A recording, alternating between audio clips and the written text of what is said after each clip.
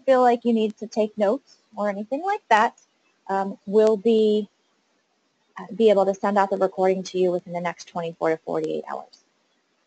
And so, without further ado, I am going to hand this over to Robert Franek, our Editor-in-Chief, to get us started on finding our dream college. Rob? Hey, Anna. Thank you for that very kind introduction. Folks, it's good to see so many folks out there. I have been very excited for this presentation, and I'm on the road. I think I've been on the road for now 4 months or so, and as Anna was saying, I'm Editor-in-Chief for the Princeton Review, and I'm trying to advance my slide to show you, but Anna, I think I might have to rely on you to advance the slide as well, because it's stuck on my side of the fence. So I'll give everybody my soliloquy. Folks, Editor-in-Chief for the Princeton Review. I taught my first course for the Princeton Review, tail end of the Reagan administration. So finally, I am getting lots of the questions right on the SAT and the ACT. And I think, Anna, we should probably even rename this webinar presentation into Everything You Ever Want to Know About College Admission. Nothing is going to be taboo tonight. From testing to college admission to financial aid and paying for college, we have a action-packed 60 minutes for you. So as Anna was saying, we're hoping this will be interactive, and please do use the chat feature that you see on the right-hand navigation of your screen, as well as we'll have some polling questions. One of the biggest things that I promised Anna, as well as the full team at the Princeton Review, that I would try to talk to today are two issues that I suspect are near and dear to the hearts of every college-bound student and their parent, and even if we have some school counselors out there, I suspect are near and dear to your hearts. And that is, number one, how do we as students actually find schools that are going to be the best fits for us? And number two, how do we as students and parents, families, and counselors helping us along the way, how do we as families not break the bank to pay for these schools? So these are important issues to us at the Princeton Review. We know that they are important issues to you, college-bound students and parents and counselors out there as well. And the third thing on my list, and I think we could look at that next slide as well. Third thing on my list is that we supply each of these services at the Princeton Review. So we are going to talk about and diffuse frenzy tonight around how to be a savvy college admissions shopper, how to diffuse any frenzy or concern that we might have on the SAT, the ACT, AP exams, SAT subject test. We will cover the lot. And number three, and I expect that this is fully important to so many students and families, that is making sure that we are feeling very confident around the financial aid process and that entire bucket of paying for college. So Anna and I have worked together for a long time, and as I said, I'm Editor-in-Chief for the Princeton Review. I have been so lucky to call Princeton Review home for now many years as well. Now, I promised Anna that I would try to keep the discussion that we had together tonight as interactive and not boring as possible. So keeping true to my promise, I wanted to make sure that I asked you a series of questions, and this is going to be our first polling question of the evening. And fair warning, folks, this is appropriate. This is an appropriate question for every college-bound student listening to my voice, their parent, or any school counselors that may have joined us tonight as well. And that question is, for every student, are you concerned about getting into a good college? Now, this is absolutely real-time example, so please use the quick poll that you have up on the site. This is appropriate for every student, parent, or counselors if they're joining us tonight. Are you concerned about you as a student getting into good college, or are you as parents, your students getting into good college? So I'm going to give you 4 seconds to answer the question. And Anna, if you can, give us some real-time data on the answers that we're hearing from our crowd. Yeah, Rob. So unanimously, it is all yes coming in from our crowd tonight. Yes, they are concerned about getting into a good college. Good stuff, and we suspected as much, folks. And here's the thing, hear my voice, hear Anna's voice when we say this, and certainly hear the great and good voices that you have in your school counselors back at home. Hear our voices when we say that whether you decide to move on to a great graduate school or a great professional school after you graduate from college, or you decide to move on to an exceptional first-time career, hear our voices when we say that where you earn your college degree matters. We're going to come back to this point, but I want to throw one more question at you, and we're going to use this. We're going to use our poll here again as well. Here is the question And the question is, again, appropriate for students, parents, and counselors. Are you scared, stressed, or nervous about the college admission process? Folks, please be very honest. Very scared, totally stressed, nervous, or all of the above? Anna, I'll look to you in a couple of seconds to tell me what the crowd is saying. Yeah, so we've got some folks saying very scared. We have some saying totally stressed. But pretty much everyone is saying all of the above for all three. Very scared, totally stressed, and nervous as well, Rob. We hear you, folks. And here's the thing. Our straw poll tonight, and Anna, thank you for pulling it together so quickly. Our straw poll tonight, you are absolutely in good company. No matter how well educated we are, how well intentioned we are, how savvy we may be feeling right now about the college process, listen, whether we're students or parents or even counselors helping us along the way, folks, we are all likely a little scared, a little stressed, a little nervous. Without question, we are in good company. Now, here's the thing. Our straw poll tonight is a good indicator, but one of the things that I'm so pleased about doing at the Princeton Review, and as I said, I've been at Princeton Review for a long time, is we host an annual survey at the Princeton Review, and Anna and I work on this together with our editorial teams. It's called College Hopes and Worries. I'll make sure that you part with the data when we send you this deck, and Anna and I will deliver this to you as well. It's called College Hopes and Worries, and it's been our 15th year annually that we've been completing this survey, and we ask college-bound students, as well as their parents going through the college process, what their biggest hopes are, what their biggest fears are in the college process, to understand where students and parents are, just in their feeling as they start the college search. So probably not too surprising to you is that students and parents actually agreed on two things on that College Hopes and Worries survey. And we had a little over 14,000 folks complete the survey just this past year. The new data just came out at the end of March 2017, so it's very fresh data. And what we found out was that students and parents agreed, number one, on their biggest worry around the college process. And that biggest worry, probably not too surprising to students and parents listening to my voice tonight, is that students are scared and parents are scared that they would take on too much debt to actually pay for college. So we understand the weight that the cost of college has on our minds and certainly on our pocketbooks or our wallets as well. So what we found was that students, were concerned about aid and cost of college generally. A very close second was that students would get into their first choice schools, but families wouldn't be able to pay for it. And a very close third was stress about the SAT, the ACT, and other standardized tests. And folks, as I said before, and we will talk about this at length tonight, I have been teaching for the Princeton Review for a long time. We are 4,000 test prep teachers strong at the Princeton Review. Folks, we are experts in this area specifically around test preparation as well as the rest of the admission cycle. So if you're one of those folks that put down SAT or the ACT, folks, put your worries to rest because we can talk about those things, and these are navigable tests, and we'll talk more about that as we move along. As you'll see on the slide, we had a little over 14,000 folks complete the survey this year. 94% of those students and parents said the same things that you guys did tonight, was that they were scared or stressed about the college process. And honestly, folks, if you take one thing away from our conversation tonight, you need to know this. Those feelings of stress and that overwhelming feelings of worry around the college process, this needn't be the case for you, and I will tell you why. Number one, I know that you have excellent school counseling, college counseling at your own schools.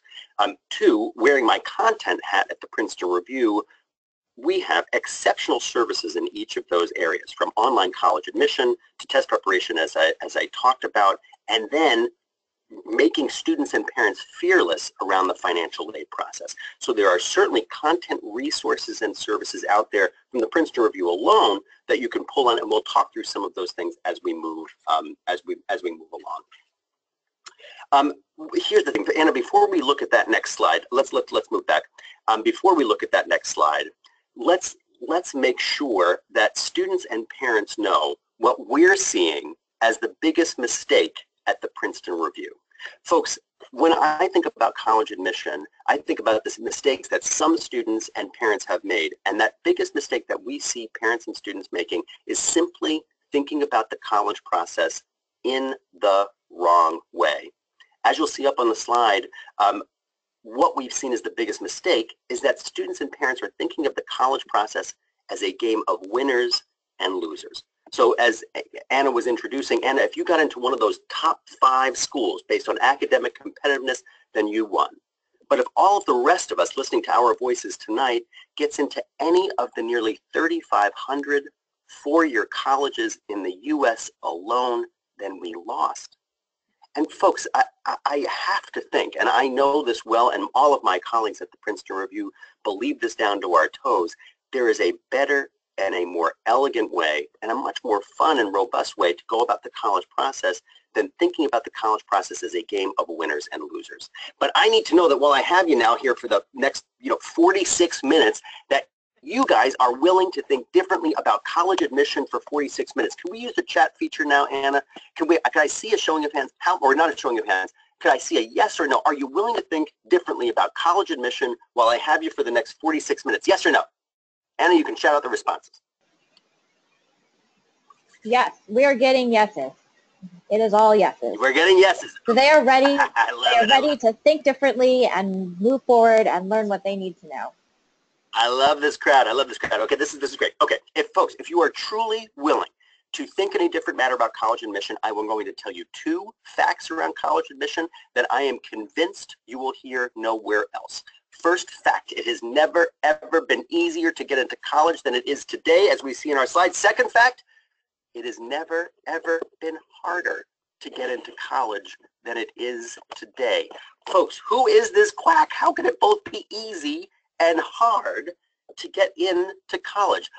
Folks, we're going to try to prove out my completely unscientific theory, but we are going to do it together. Here is the assignment for every student listening to my voice. A poll will come up. Folks, if you're a student listening to my voice, I want you to write down or type in, and you could tweet this to me rather than using the chat feature because I don't want to see your answers. You could write it down on a scratch piece of paper. You can tweet it to me at the Princeton Rev or at Rob Franek. I promise not to look at my phone while I'm giving you this exercise. So if you're a student, I need you to write down or type in the names of 3 colleges or universities that you would love to see yourself at as a college freshman. But folks, before you write them down, there are 2 caveats. Number 1, I don't care if you don't have a prayer in heaven to get into any of those 3 schools academically, or $2 in the bank to rub together to pay for it. So it doesn't matter about academic admission, and it doesn't matter about financial aid. Parents, in listening to my voice, I want you to do the same thing. I want you to channel your son or daughter that's sitting next to you or that you are representing here tonight, and I want you to write down or type in, again, at the Princeton Rev or at Rob Franek, 3 schools that you would love to see them at as a college freshman. Doesn't matter about academic admission, doesn't matter about financial aid. Folks, I'm going to take this very seriously. I am only giving you 27 seconds to write down these schools. Ready? Go. 27 seconds. Folks, any school is fair game here. They could be public or private. They could be large or small. They could be urban, suburban, or rural. Anything is fair game. Tick-tock. We have exactly 13 seconds left. Tick-tock, tick-tock. I'm going to get a sip of water here while we're talking. Folks, we are, these could be religious schools, they could be secular schools, they could be co-ed schools, they could be military academies. You have 4 seconds left. They could be military academies, they could be for-profit schools. They could be online schools. You're getting my point. Here we go. 3, 2, 1. Folks, I want you to keep your pens in your hands or your fingers on your phones, and I want you to cross off the following schools. I want you to cross off first every Ivy League school. I want you to cross off, I actually am broadcasting live tonight at the University of Massachusetts Amherst. As much as I love UMass Amherst, I need you to cross that one off of your list. And I know we have such a wide geographic diversity of folks listening to us tonight. So I want you to cross off, particularly if you're from the States, one of your large state universities. So if you were in Massachusetts and you were listening to us tonight, you'd cross off UMass Amherst. So do that for your home state school as well, just one of them. I want you to cross off the following schools. We're going to start with my home state of New York. We're going to get NYU. We already got Columbia because it's an Ivy. We're going to hit Fordham, and we're going to hit SUNY Stony Brook. Anna's dad taught there for a long time. That's State University of New York, Stony Brook. We're going to hit also Binghamton University and SUNY Albany. We will leave New York State. We're going to hit a couple schools in Boston, Boston College, Boston University, Northeastern, and MIT. We're going to cross out the following Maine schools: Bates, Bowdoin, and Colby. The following DC schools. Ready? Georgetown, George Washington, and American. Cross out the following Southern schools. We're going to start with the Southeast: Duke, UNC Chapel Hill, Clemson, Georgia Tech. Cross off a couple of schools in Texas. We'll cross off UT Austin and Baylor. Two other schools in the Midwest. Let's cross off University of Chicago and Northwestern.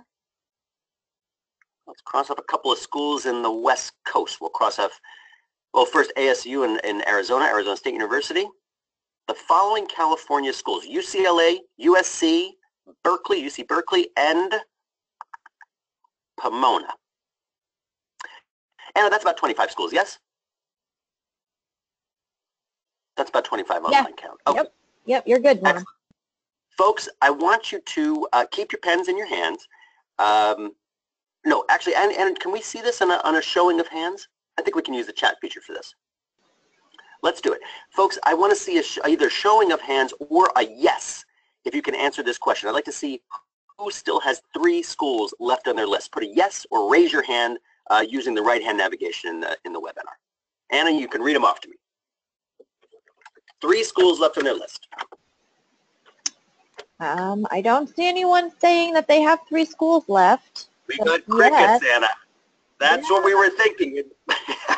It's crickets. Okay, folks, let's try to look at 2 schools. How about if you have 2 schools left on your list? Anna, you read them off to me when they start to come out. Oh, yeah. We have a couple of folks that do have 2 schools left. Okay. How about 1 school left on your list, folks? 1 school. Yes, to 1 school as well. We've got a couple as well. Yep.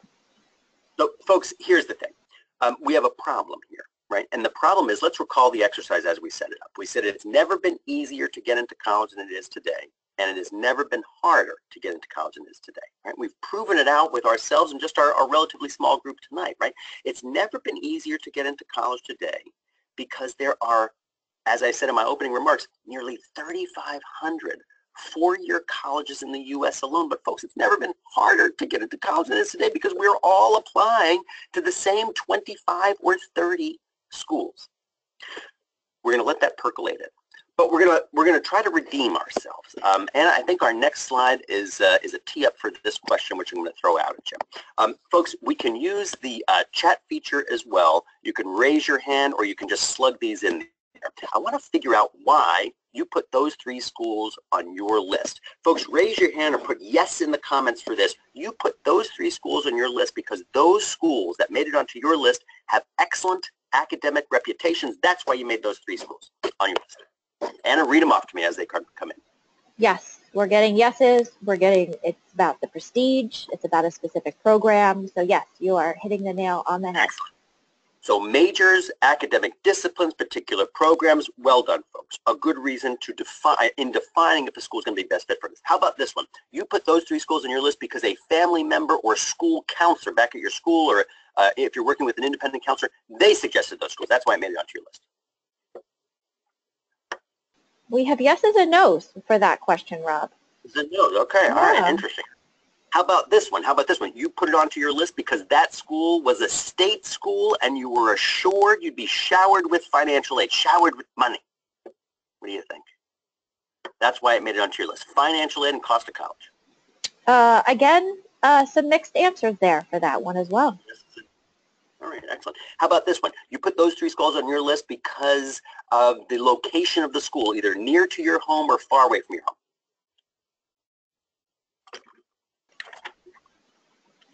A lot of folks replying yes to that one. That location was definitely a consideration. Okay. How about this one? You're put those 3 schools on your list because of the size of the undergraduate student population. Small, medium, large. Oh, mixed reviews again. Excellent. Okay. Another good reason in define, or another good filter for defining fit. How about this one? Some sort of performance, either athletic performance, you want to play a sport, or you want to act, or music or theater program. That's why you made it onto, that's where those 3 schools made it onto your list. Again, some saying yes and some saying no to the sports. Yep. And yeah. This clearly is a gifted group that we are talking to, because folks, these are all excellent reasons, excellent questions to be asking if a school is going to be that great fit for us.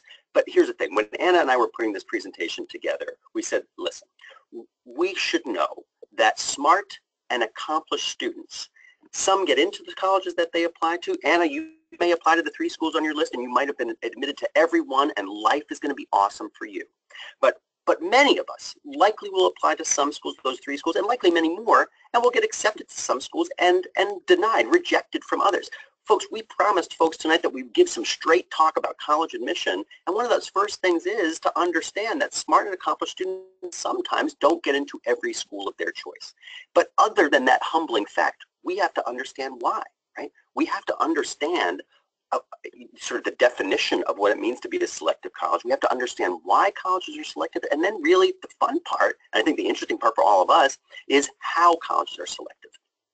Now, when we were setting up this conversation, I wanted to make sure that we asked, and this is I think we're using this in the polling feature, Anna, as well. So I'm looking for some, for lots of folks to just type in students or parents or counselors, whoever's out there tonight.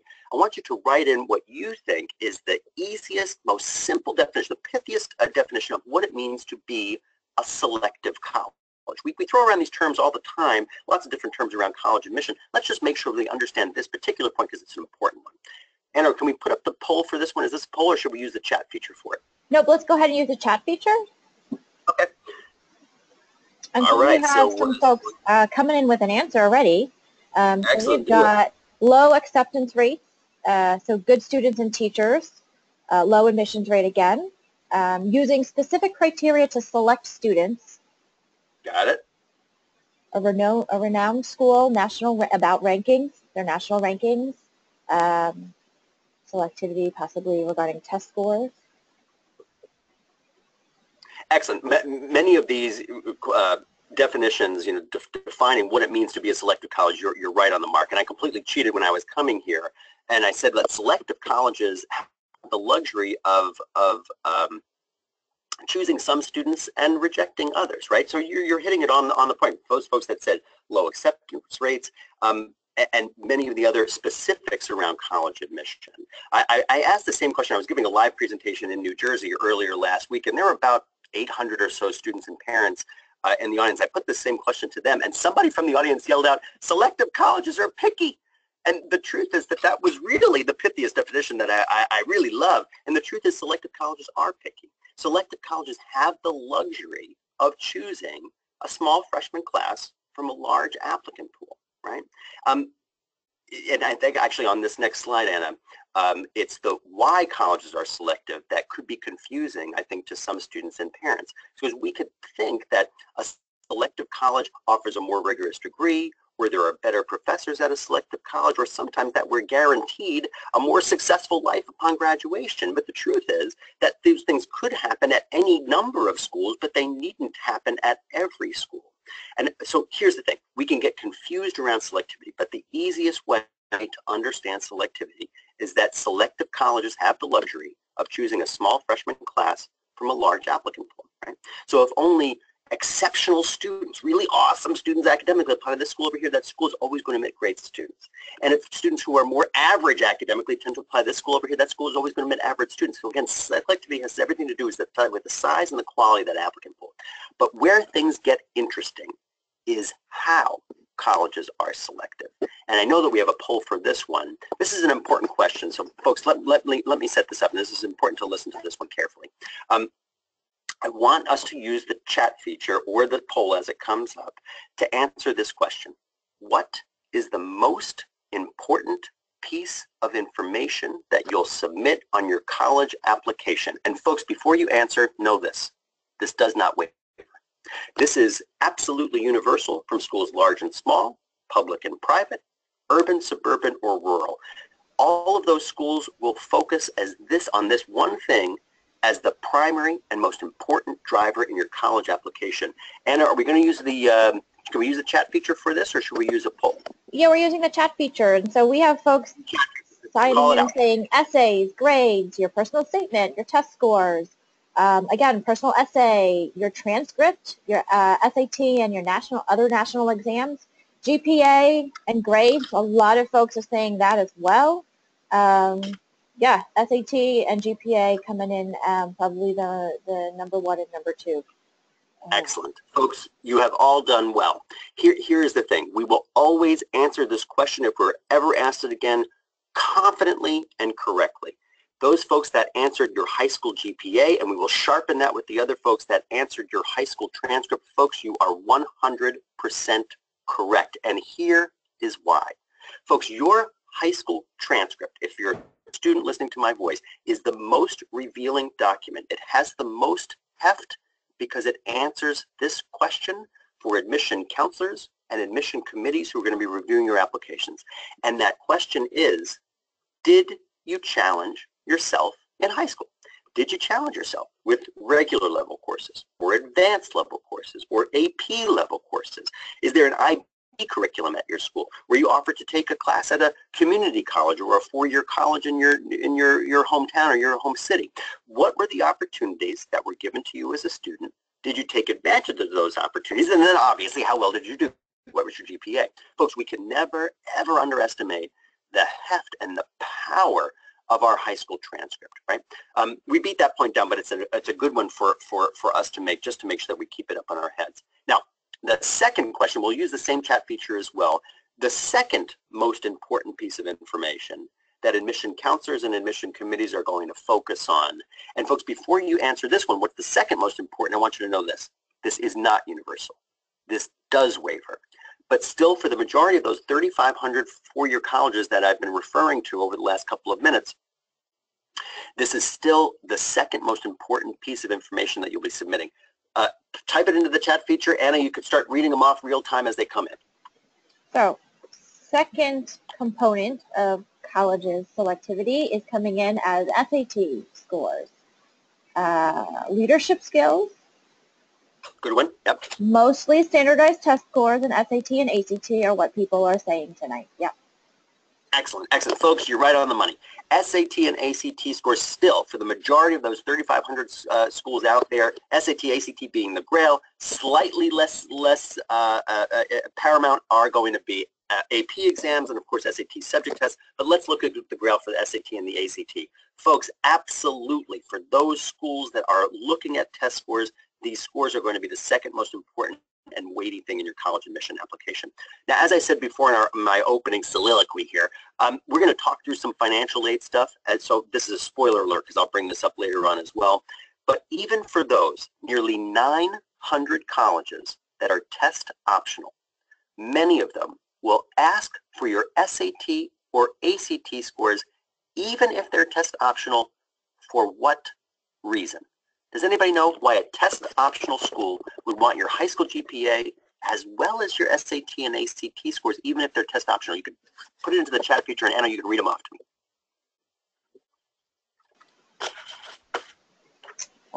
We have to see if you've challenged yourself. Yeah, fair answer. Not the one I'm looking for, but fair answer. And we've got merit scholarships. Merit scholarship. Let's stop right there. Folks, this is...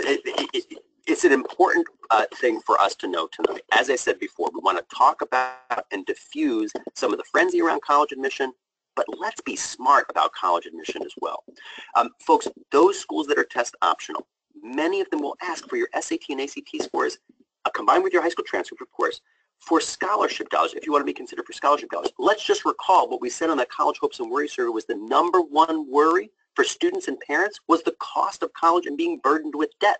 So I understand that we are concerned, students and parents are concerned about scholarship dollars and how important they are in the college process and important for us to paying for college. But those schools that are test optional might still be asking for them. So we're really smart. We're really being pragmatists about this. When you go to your first college fair, or even if you're juniors and you're visiting some colleges this fall or during the summertime, or whoever, no matter your age group, ask that question. for a school that might be test optional. Do they require those SAT and ACT to be submitted if you want to be considered for scholarship? I beat that point down, but it's a good one to make. Okay. And I think we should look at that next slide because I want to hit on the other parts of the college admission application fodder that you're going to be submitting. So we beat those two other points down, right? We said a high school GPA is most important. Secondly, most important, SAT and ACT scores. But the rest of these things are so important to the college admission process. And let's just take them real quick. So personal statements. And we should know that personal statements and college essays is phraseology that is absolutely the same. So whether you refer to it as your college essay or your personal statement, it doesn't matter. It's all the same thing.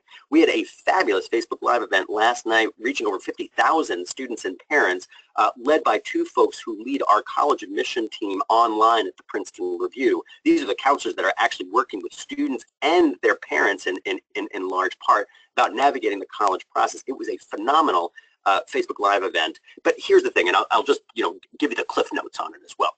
Folks, there is no perfect canon. There is no uniform essay that is going to be a surefire magic bullet to get you into a school, right? Your personal statement, your college essay should be as unique as you are, right? I couldn't write your college essay and you couldn't write my college essay. And anything is fair game. Could be tied to your academic work, could be tied to your life outside school, could be tied to your parents, could be tied to your family. Doesn't matter. Anything is fair game. But here's the thing, and I'm a glass half full kind of guy around college essays and just the general admission process, but specifically around college essays and personal statements. Hear this. Folks, there's no room for error. Right? There's no room for poor punctuation. There's no room for grammatical errors. I do a lot of writing for the Princeton Review, as well as I have a fabulous team of writers that work for the Princeton Review. Nothing that we create at the Princeton Review sees the light of day until it goes through at least 3 top editors. So my message to you is use your community as I use mine at the Princeton Review, right? You have to use your friends, your parents, your faculty members, not to not to rewrite your essay, but certainly to be great editors for you and to challenge you on some of those things. And that's one of the services that we offer at the Princeton Review, either part of our combination admission services packages or, sort of a la carte if you just need help with your personal statement and essay. So anyway, we'll come back to that stuff, but it's a good one to make. Letters of recommendation, folks, again, letters of recommendation should at least be from 2 people that have had you in the classroom academically. A third letter could easily be from your school counselor. If you're active in a religious group, or you work during the summertime or throughout the year, could be for someone that attests to your character as well as your academic ability as well. Interviews. I want to spend just 60 seconds on this one as well. Folks, your interview is such a powerful tool for you to use. And here's the thing, not every school allows you to interview, right? But if you are given the opportunity to interview, you should never let that opportunity lie fallow. And here is why. Number one, this interview might not be the romantic interview that you have in your head, right? I grew up in northern New Jersey. It might not be with the college A representative that reads all the applications from northern New Jersey, right? It might not be that. It might be with an alumni representative from a school in California if I grew up in New Jersey. It might be with a student on campus, a student that's working at the admission office when I visit that school. It might be with an admission counselor that's charged with reading applications from South Dakota. Here is my point. If you are given the opportunity to interview, there is no reason to not take a school up on that interview. And here's the thing. I'll be very direct about this one. If you're given the opportunity to interview and you sit down for a conversation with that admission representative, no matter who they are, and you can sit down and say this, I've done my research. Right?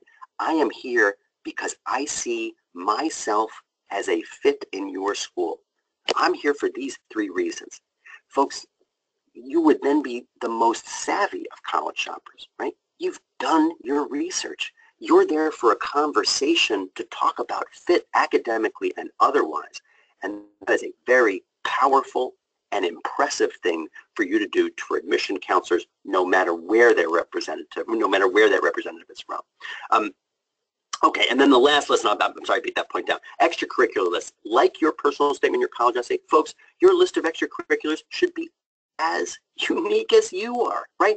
There should be no 2 lists that are similar, that are the same at least. And that speaks to that idea of finding fit, right? and extracurriculars, and I just spent 2 more seconds on this, these can be activities that you're doing, sort of, tethered to your high school. That could be sports related, it could be academic related, maybe you're on mock trial or model UN or whatever it might be. It might be that you volunteer in your church, or your mosque, or your synagogue, whatever it might be. It might be for work experience. Maybe you can do none of those activities because you want to contribute to your family or save money for college during the academic year in high school or during the summertime. Folks, everything of those that I just mentioned and many more are awesome and absolutely acceptable under that extracurricular activities list. And let's take a look at that next slide. Because and here's the thing, and I'm so glad we summed this up on this slide as well. All of those things, right? When I asked you for that definition around what's the definition for selectivity, we basically brought it down to saying selective colleges have the luxury of choosing that small class from a large group of students, right? And we said that it's just basically based on numbers, right? That small group, large applicant pool, and there you go. But the truth is that that's not the whole story, right? College admission, while it looks at the quantitative metrics of SAT and ACT scores and high school GPA, the compact doesn't end there, right? It goes much, much deeper than that.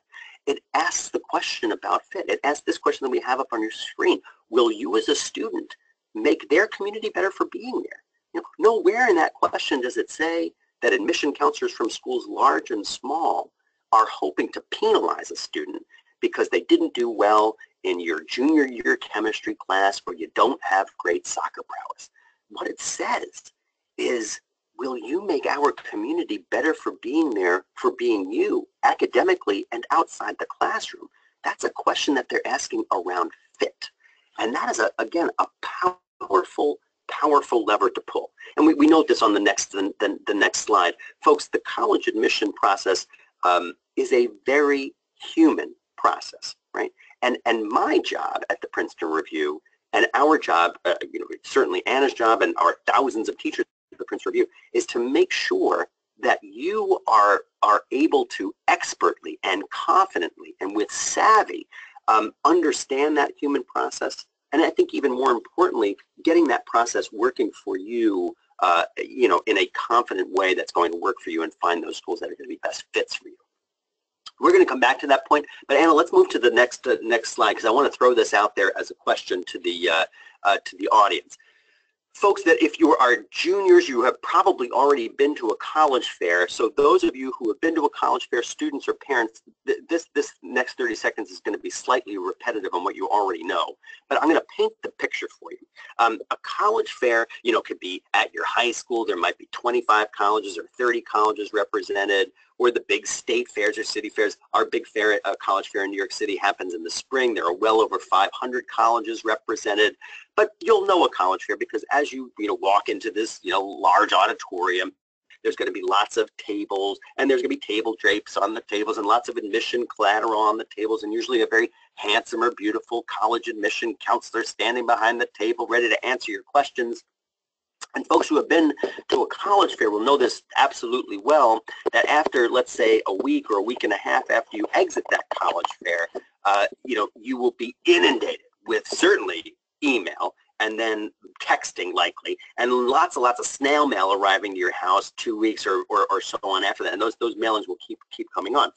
And you'll know them because, particularly the ones that come to your house are going to be kind of, glossy magazines. They're called college view books. And then you start to, flip through those magazines and you're going to see, beautiful pictures of all the classes they're being taught out on lawns, right? And there's only 6 students in each of the class, and all the classes are taught under shady trees.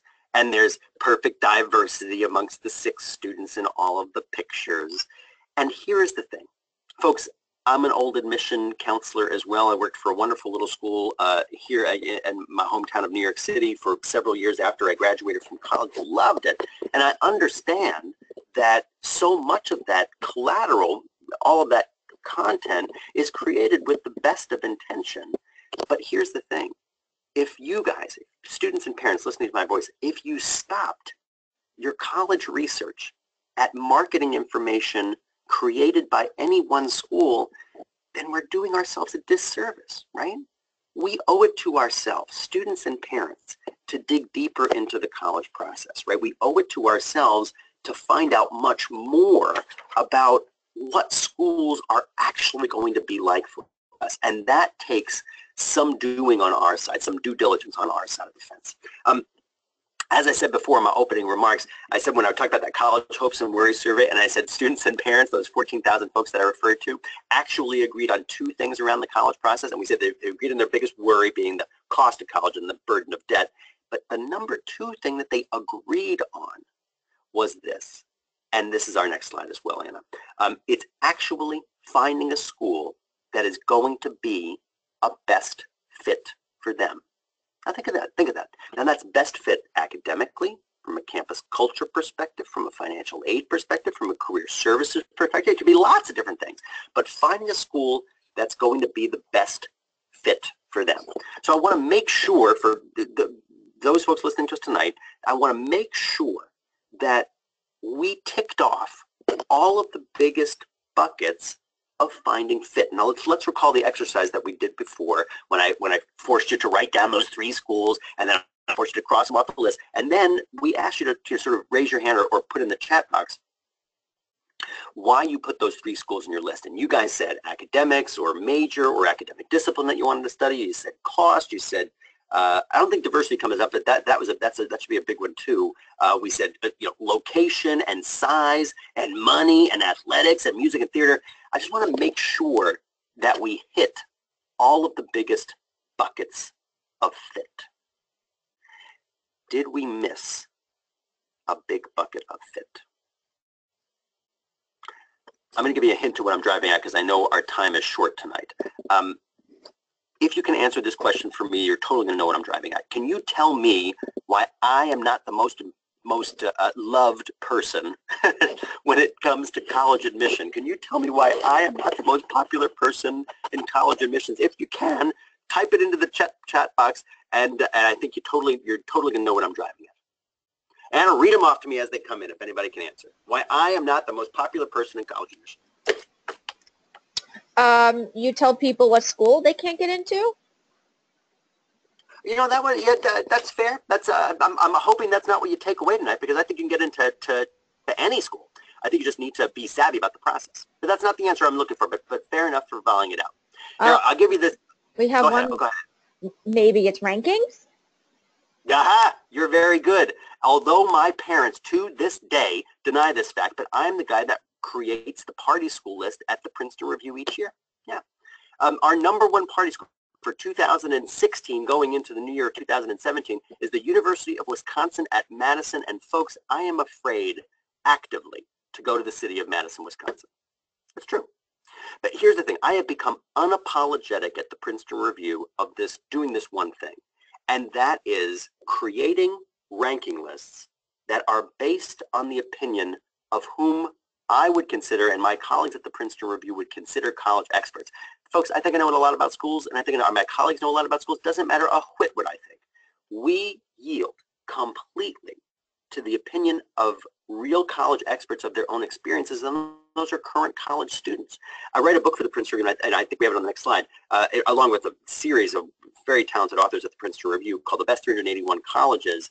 And folks, in this book alone, we have survey information from 143,000 current college students, and asking them, those true experts on their own experiences academically or otherwise, we ask them questions like this. Are your professors good teachers? Are your professors accessible outside of class after class ends? Do your professors bring the material that they teach in class to life, or do your professors suck all of the life out of the material that they teach in class? Folks, this stuff does not make me the most popular person in college admission, but honestly, it doesn't matter. Our focus at the Princeton Review is not college presidents and deans of admission, right?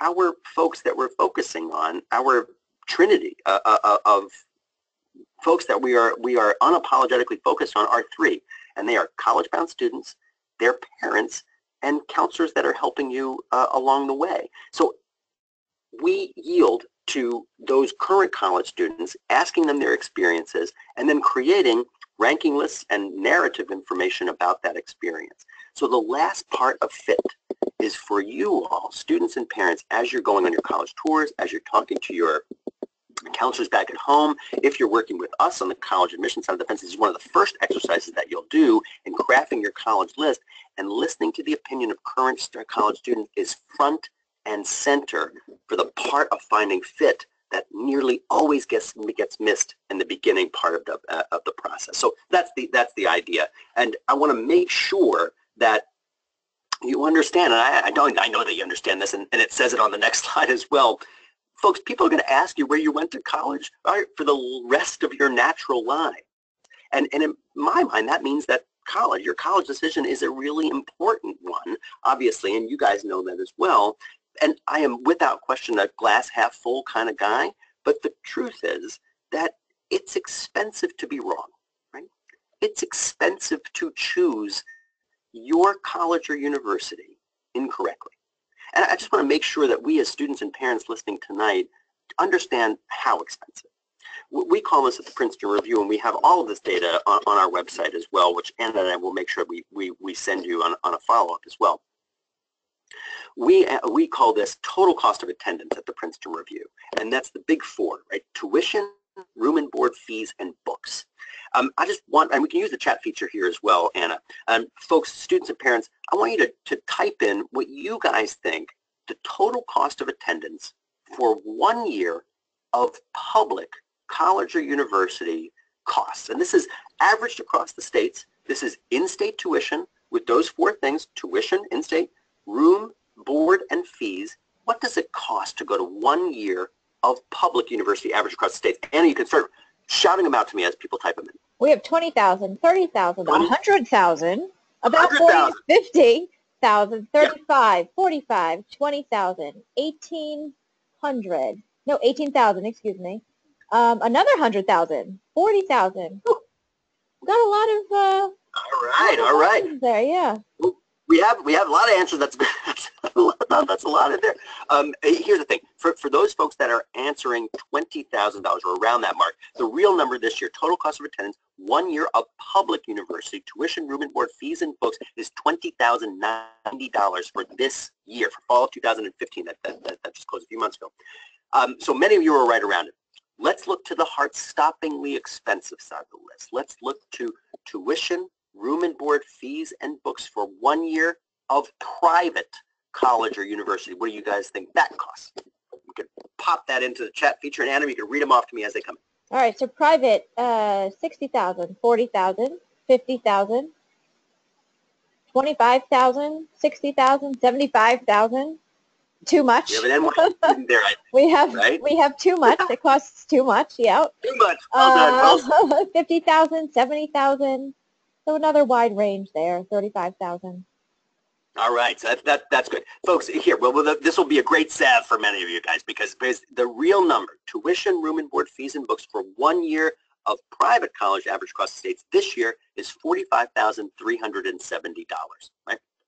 But here's the thing: it's not uncommon or unreasonable that you might answer $50,000, $55,000, $60,000, $70,000. You know, USC is now over $70,000 for the year. NYU a very close second at just over $70,000. So many of the schools that might have made it onto your list of three or just in your universe of schools are charging those dollar amounts. But here's the thing: I understand that we, the enlightened collective listening on this line tonight, should understand what the real cost of college is, right? So around $20,000 and around $45,000, and those are good numbers just for us to keep in our heads.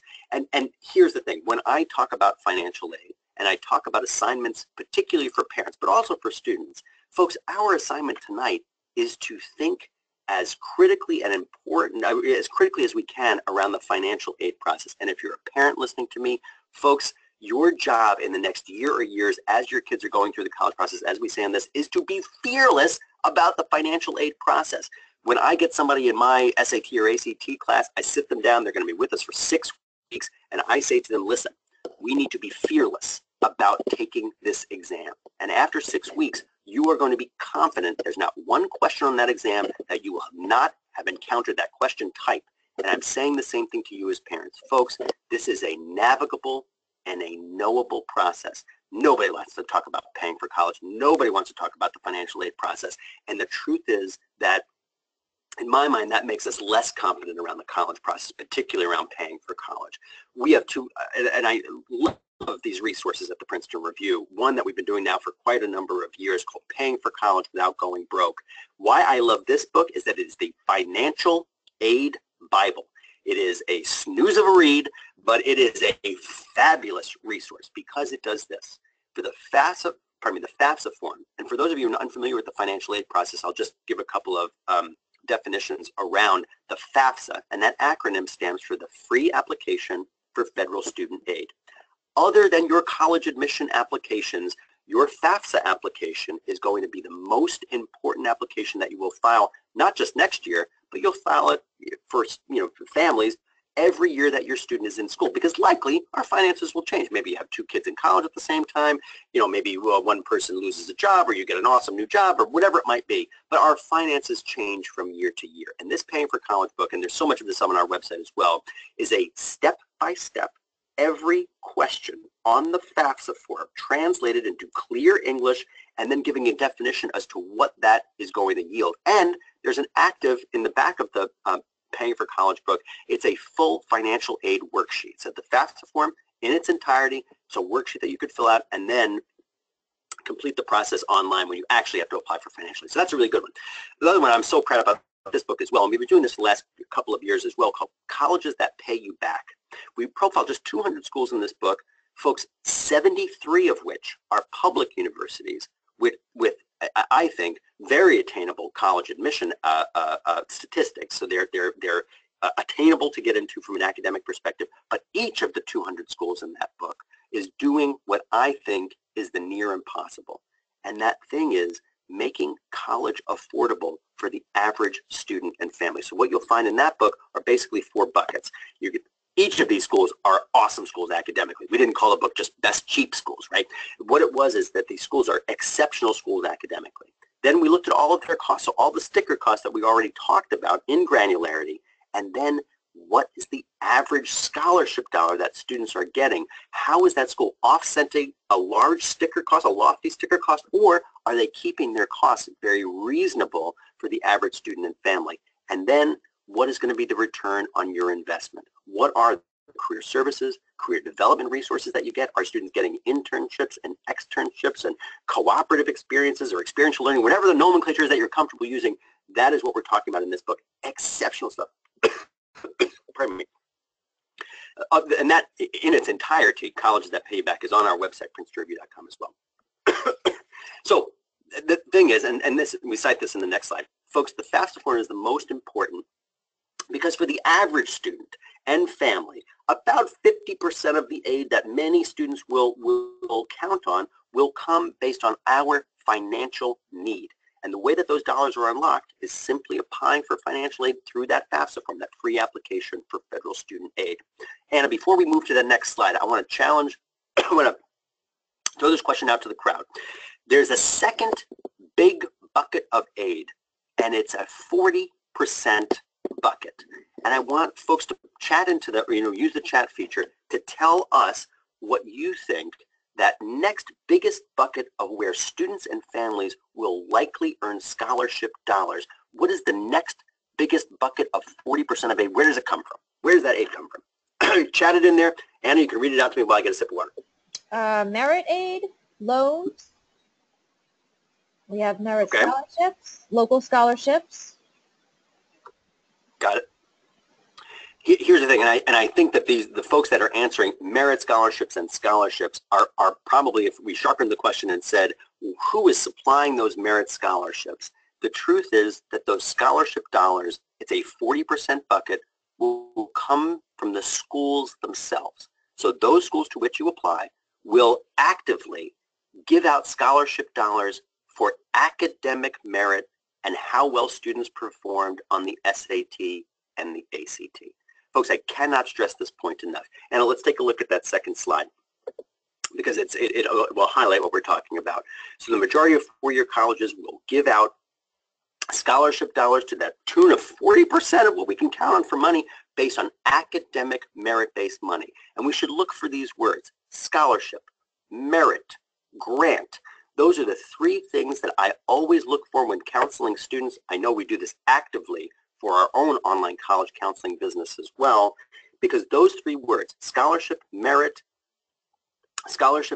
and oh my gosh, I forgot what the third I forgot what the third one was.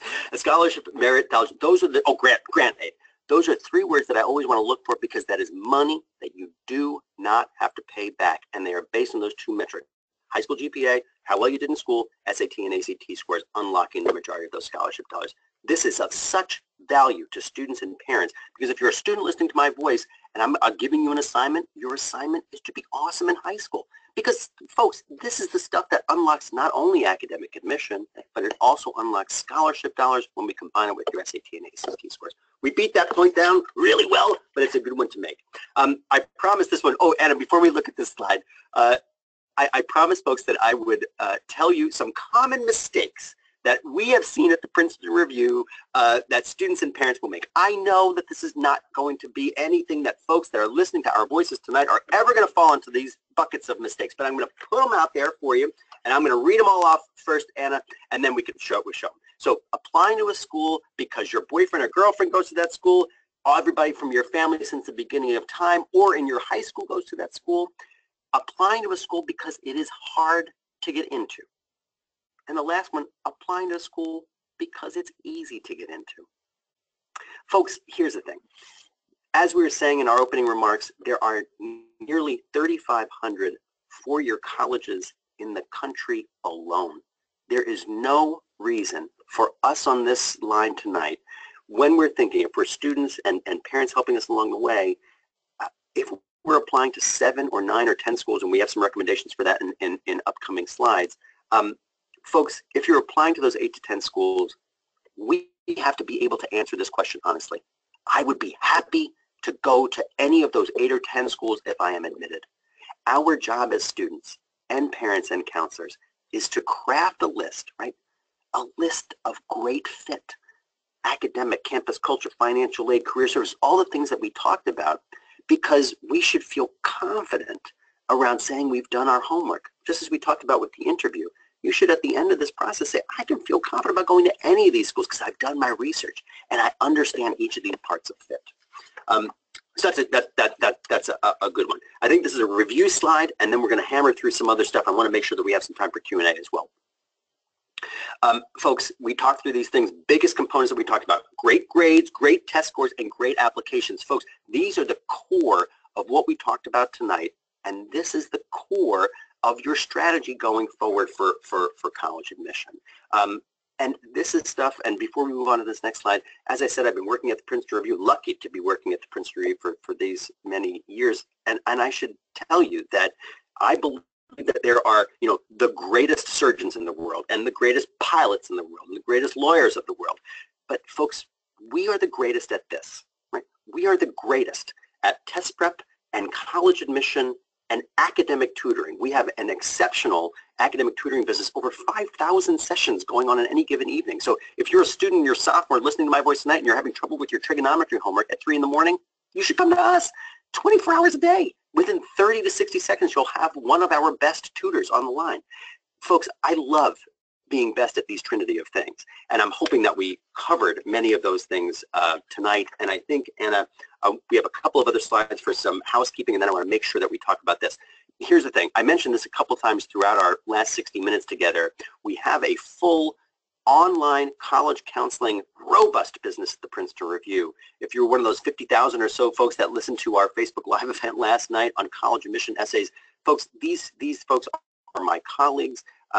They are as savvy as we are on the editorial side of the fence at the Princeton Review, creating content, and they do one-on-one counseling for each of the buckets of services that you'll see here as well. Myself, Anna, any of our team, and we'll part with our contact information as well. We can certainly help you out with these things. Full information on the suite of services on princetonreview.com as well. And then we have one thing. One of our leaders, Lisa McLaughlin, is going to be hosting a monthly college admission strategy session online. So we will keep you informed. It's a college admission prep hour, and it starts next month. So you'll see it on every Tuesday. And I feel like I've yapped on here. Do we have any questions from the crowd? I know that there's a Q&A feature there, and I'm happy to slug through these things. Folks, if we do not get to all of your questions tonight, I want to be respectful of your time. I know I'm just over an hour of time.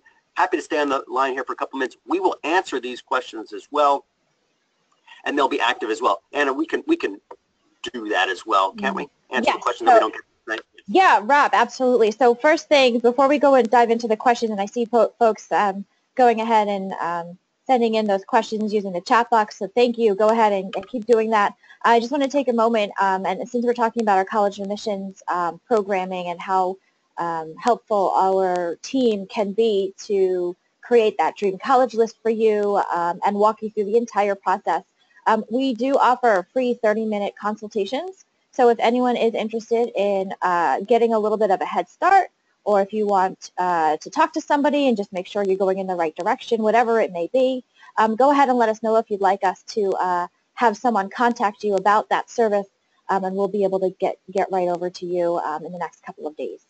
So I'll just leave you with that question there for just a few more seconds, just to make sure everyone has answered it. If you did want to receive some contact from our college counseling team, we'd be more than happy to get in touch with you to talk to you about your progress and your dream schools and help you with whatever we can. Excellent. All right, so great, thank you so much. I'm going to go ahead and close the poll now. I appreciate that. And yeah, we're going to go right into questions. Actually, let me just, we have, just before we end, I just want to make sure you guys grab our email. Our website is there, also our phone number. So please go ahead and take that information down. After we leave you tonight, Rob and I, you still can get in touch with us. So definitely send us anything that pops up into your brain after we end, tomorrow morning, next week, next month, whenever it may be. Go ahead and send us those questions to questions@review.com, or feel free to give us a call at 800-2-REVIEW. All right, so Rob, let's go into some of those questions that we've been getting throughout the night. So first question, if you could answer. In regards to your GPA and how colleges look at your transcripts to determine how you've challenged yourself, would it matter if a student has high grades, say, in maybe just math and science classes versus maybe English or history or another subject area? Could you speak to that point for a moment? Yeah, this is a good question, and actually it's a question that comes up often, and I think it's the question of, you know, if I am challenging myself and I'm doing really well in particular areas, particularly core classes. And so, folks, I think the core classes is the core of this question. We should make sure that we're continuing to challenge ourselves in coursework that we understand, you know, we have talent in as well, right? So I might be more talented on the, you know, the English and writing side of the fence and less talented in the math side of the fence. I want to challenge myself on the math side of the fence, but I want to really challenge myself on the you know, the English side of the fence. So I think that the question is also, we should know ourselves as students, right? We should know ourselves as, you know, what things we are passionate about from an academic perspective and follow those pursuits. I would never want to burden a student with taking all AP classes if they can't handle all of those things academically, or, you know, all advanced classes or IB classes in any one thing. So I think this is really where the conversation happens between students and parents and counselors to say, what is the right, you know, cadence level of challenge that I want to take on academically? Because schools will be savvy about that as well. But I do think if you have a particular love or a particular, you know, talent in the math and sciences and you wanted to focus on that as, you know, really challenge yourself with the most advanced coursework, I think that's a very fine strategy. Great. Another question for you, Rob.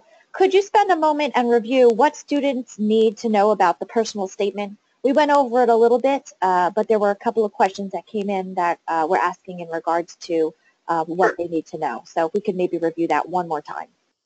Yeah, of course. And here, I'll give a real-time example.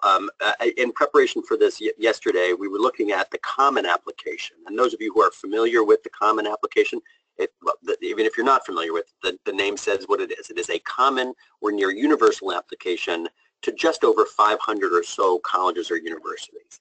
So you'd apply with one application. And in that application, there are a series of prompts for your personal statements and college essays, one of which, and I'm paraphrasing, is in 500 to 750 words, sum up your passions, right?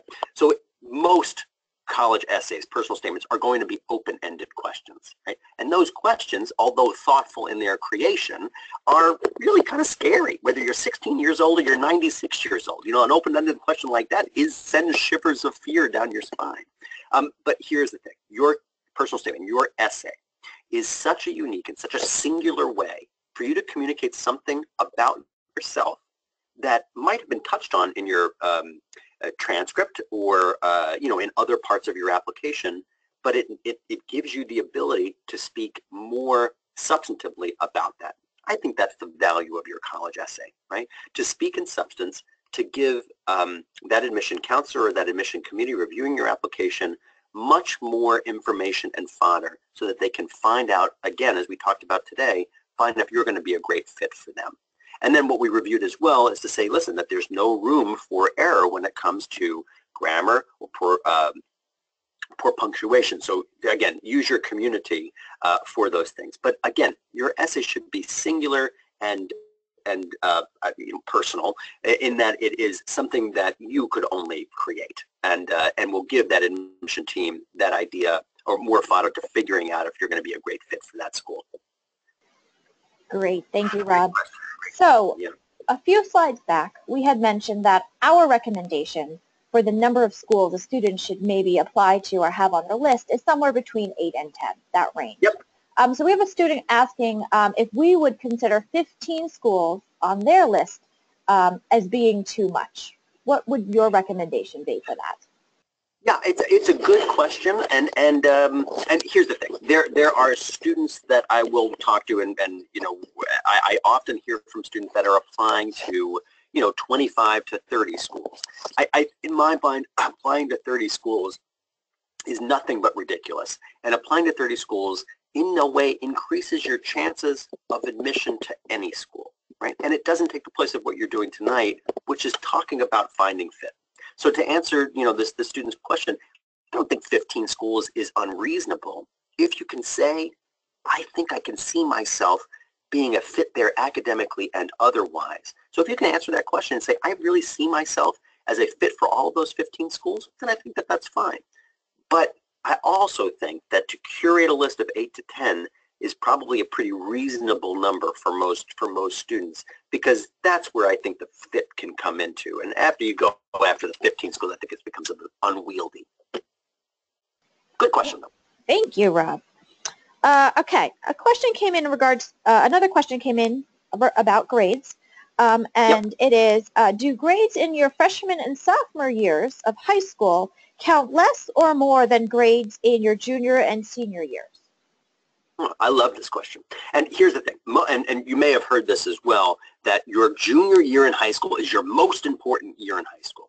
And let's first answer that question. The truth is that's true, because your junior year is the last full academic year that those admission counselors and those admission committee members are going to review, right? They're going to see your first marking periods and your second marking periods for your senior year, and ultimately they will see the full thing. But when making that determination of academic admission, they'll only have those first or maybe at first and second marking periods. So your junior year is going to be the most important. So to answer your question, first year and second year in high school are incredibly important, but what admission counselors will want to see, and I'm sure you've heard this as well, is a natural progression that you continued to take on challenging work and that you continue to improve over the years that you're in school. Now, there are some awesome students that I'm sure are listening to us that says, I've always done great, you know, A work in the most challenging of courses, and that's awesome. But many students might, you know, have some trouble their first year adjusting in freshman year in high school, and then they get, you know, their sea legs, and they're going to be more comfortable in their sophomore year. They're really awesome in their junior year, and that's probably more typical of students. So to answer your question, first and second year is important. Junior year is always the most important, but it's that wonderful hockey stick of continuing to do really well in high school and ending on a really high note. Thank you, Rob. Excellent. Let's switch over to letters of recommendation. And so we did talk about this a little bit before, but the question is coming in as, how should a student decide which teachers, or adults in their lives, I should say, should they ask for letters of recommendation from?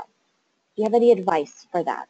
Yeah, Absolutely. First part of advice is to whoever you're going to ask to do those letters, give them a great deal of time to create those things, because likely, particularly for faculty members in high school, you're likely not going to be the only student that they're writing a letter of recommendation. So to be respectful of their time, to give them a couple of months to write that letter of recommendation, it's only going to profit you because they'll be able to spend some real time on that letter.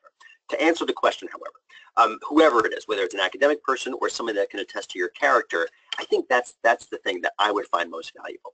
For the academic piece, I love the idea of a faculty member with whom you have a good rapport, but can also speak honestly to what you've done in the classroom.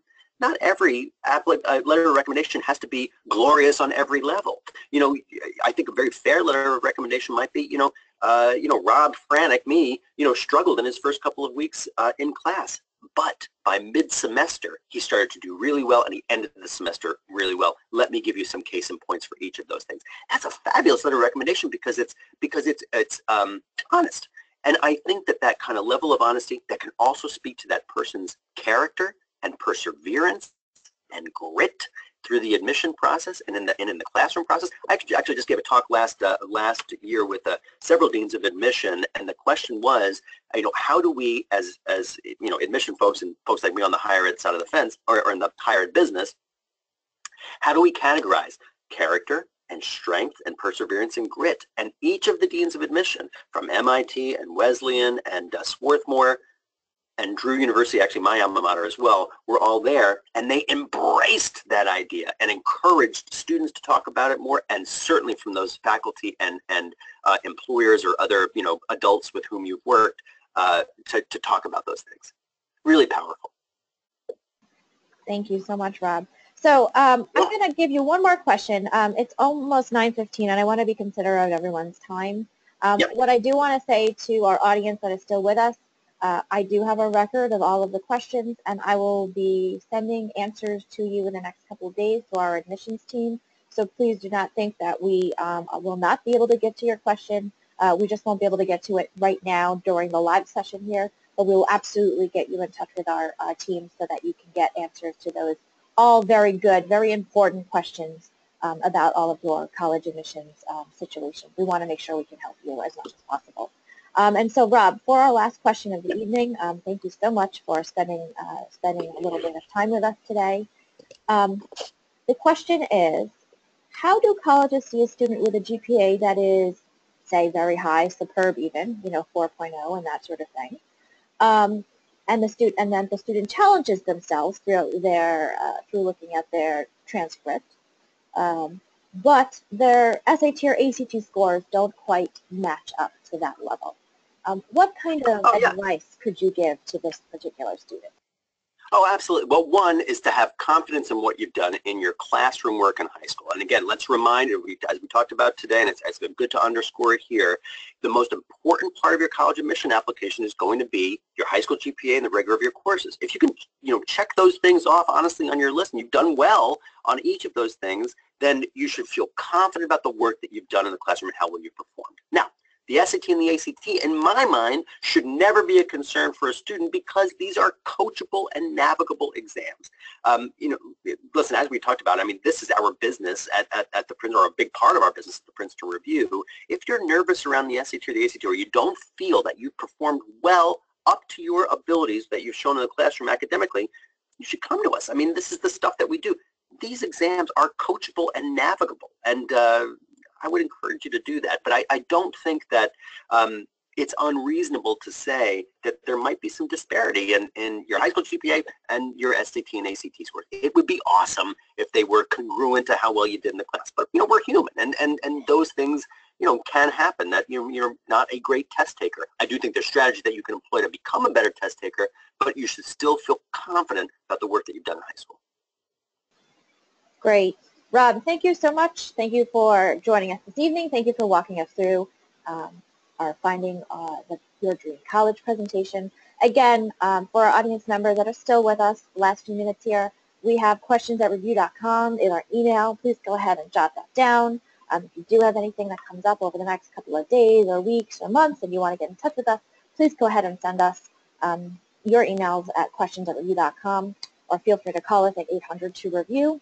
And a lot of all the resources that Rob mentioned this evening you could find on our website at princetonreview.com. And a quick reminder, we will be sending you guys the recording to this session, including all of the slides for this deck in an email in the next 24 to 48 hours. So just keep an eye on your email, on your inbox, and you'll see that coming in from the Princeton Review. So thank you again for joining us this evening. I hope you found this presentation very helpful and encouraging, and we hope that you'll join us again soon. Have a great evening, everyone. Thank you. Thanks, folks.